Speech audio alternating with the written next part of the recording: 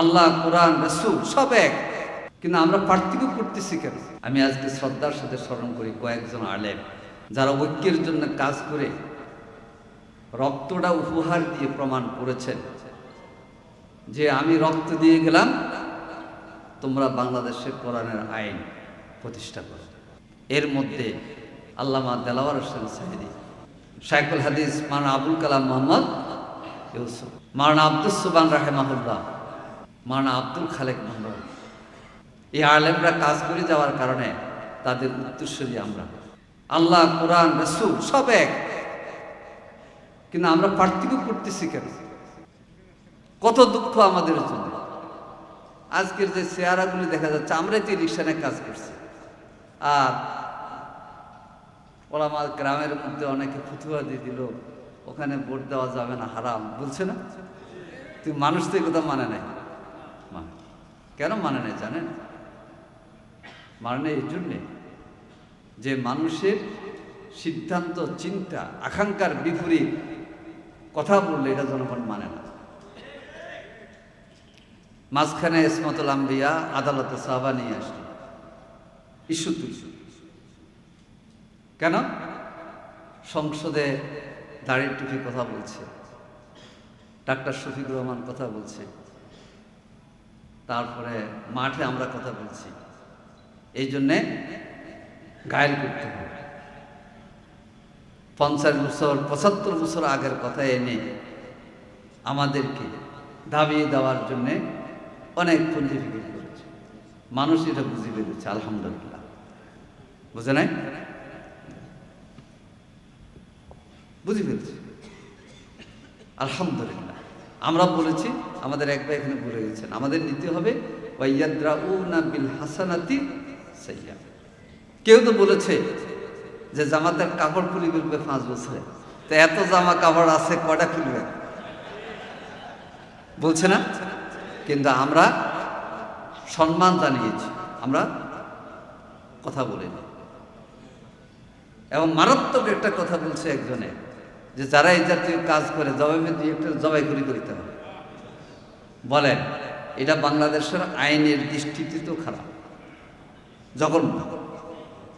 আবার একজন আলেমকে আরেকজন আলেমকে এটা বলতে পারে? এই নীতি আমাদের নয়। এই জন্য আমরা আজকে বলেছি, মতবিরোধ নয়, ঐক্যে গড়ি আগামীর বাংলাদেশ গড়তে হলে ওলামায়ে কেরামের ঐক্য লাগবে।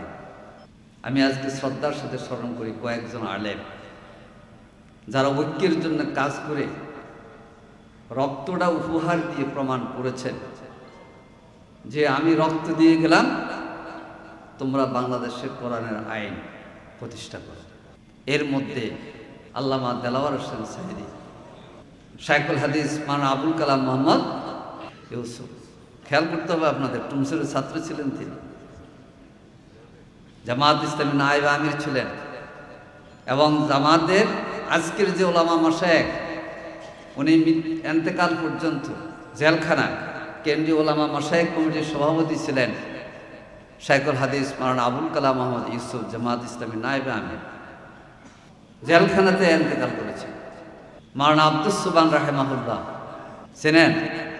কয়বারের সংসদ সদস্য, তার কথা আমি বলেছি যে তিনি ঢাকা মেডিকেল কলেজে ইন্তেকাল করেছেন এবং জেলে ছিলেন। ঢাকা মেডিকেলে যখন তার দেখতে গেলাম, তখন তার হাত করা ফায়ে হচ্ছে।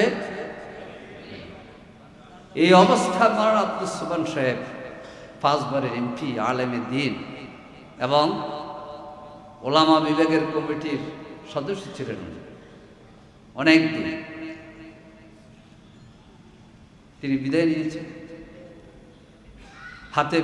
হাতে হলো ডান্ডা বেড়ি, পায়ের ডান্ডা বেড়ি, বিদায় নিয়েছেন মাওলানা আব্দুল খালেক মন্ডল, যিনি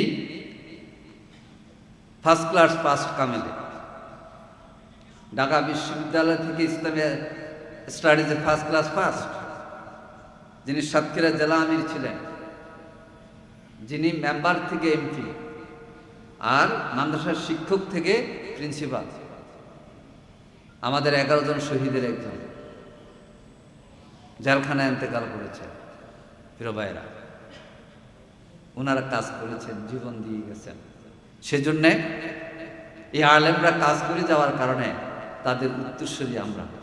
তারা অনেক গালি শুনেছেন। আমি মাওলানা আল্লামা সাইদি রাহিমাহুল্লাহকে ইত্তেহাদুল উম্মার অনেক প্রোগ্রাম, কারণ 80-র পর থেকে তো 83 থেকে 90 এই সময় আমরা ছাত্র ছিলাম।